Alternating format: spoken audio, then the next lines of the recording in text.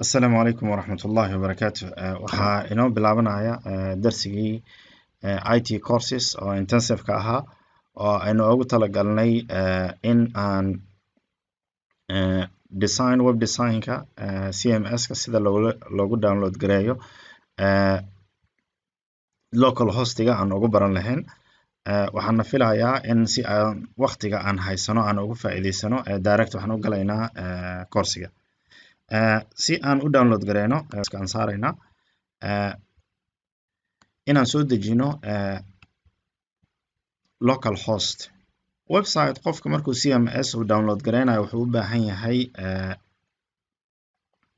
shirkad u host gareysa markuu uu iibsanayo hosting, laakiin markuu rabo inuu wuxuu practice inuu ku sameeyo sida themeska website-ka loo gelin lahaa.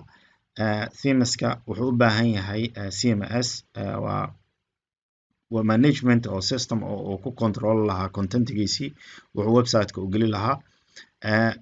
kaasina wuxuu u baahan yahay hosting marka waxaa jirta local hostiyada ugu wanaagsan marka waxaa jira XAMPP, waxaa jira WAMP oo local host ah, iyo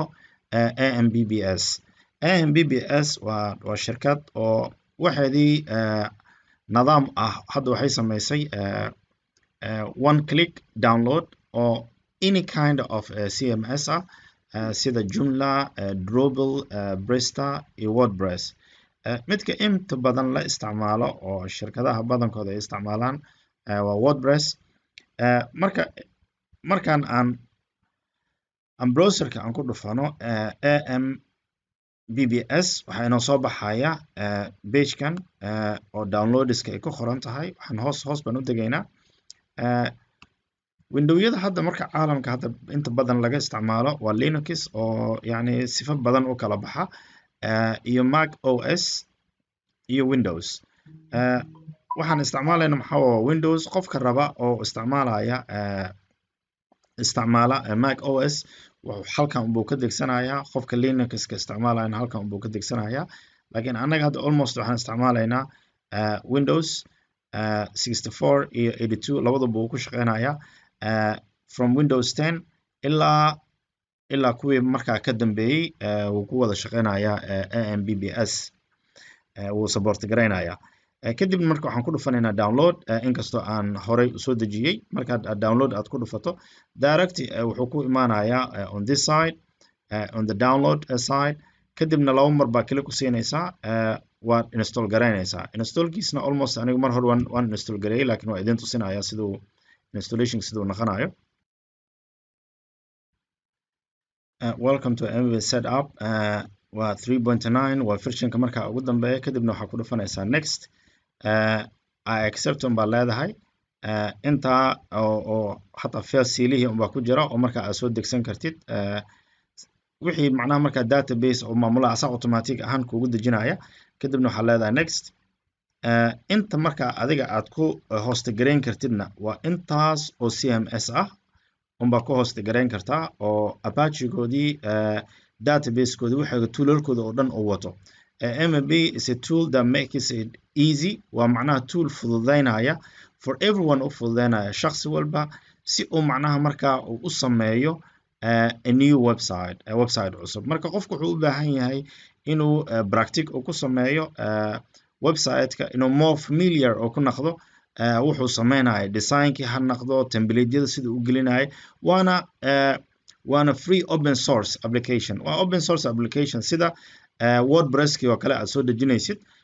WordPress-ka markaad aad direct ahaan aad soo dejinaysid aad u isticmaalaysid FTP ahaan oo file transfer protocol waxaa u baahanaysaa barnaamij oo Fileshile ay yiraahdaan.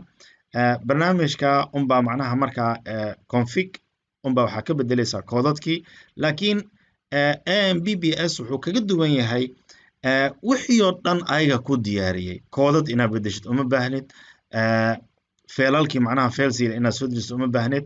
yani waxay ku siiyeen packet ah all in one. marka si aad intaas u download gareysid waxaad leedahay next. kadibna macnaha meesha aad ku download gareynaysa unbaa sheegaysaa. kadibna waa downloadkaagii barnaamijkaaga unbaa haysataa. at the same time aniga macnaha waan soo dejiyey. markaad soo dejisana halkan unbuu ku soo galay. that is the local server. Local serverka marka wuxuu noo naqanayaa markaan saan u soo dejiyo waxaan rabaa Apache is on for me iyo MySQL. MySQL waxa waaye waa structured query language, waa database-kaagii meesha adee marka aad ka maamulaysid. halkan haddii uu ku yahay almost update ahaan uu kaaga baahanayaa haddii aad old version aad isticmaalaysid PHP si aad u qaadato one of the newest one of this. kaasna macnaha waxaa ku heli kartaa in aad update garaysid ama restore aad idhaahdid, laakiin markaad saas u update garaysidba oo aad u install garaysid midka ugu dambeeya asaa hore ka qabsanaya oo 7.3 ga ah. si aan marka u tijaabino waxaan ku dhufanaynaa home. homeka wuxuu na geynayaa hostigeeni inuu shaqeynayo baan rabnaa inaan tijaabino. halkaas waxaa noogu qoran title barka host local host at AMBS, macnaheedu waxay ka dhigan tahay local hostigeeni inuu full u shaqeynayo oo aan wordpresskii iyo wixii aan rabno oo dhan aan ku practice gareyn karno. any kind of barnaamij baad macnaha practice u samayn kartaa. way fara badan yihiin, laakiin waxaan sameynaynaa intuu ilaahay naga garadsiiyo baan ka qaadan doonaa hadduu ilaahay yidhaahdo. Asalaamu calaykum waraxmatullaahi wabarakaatu.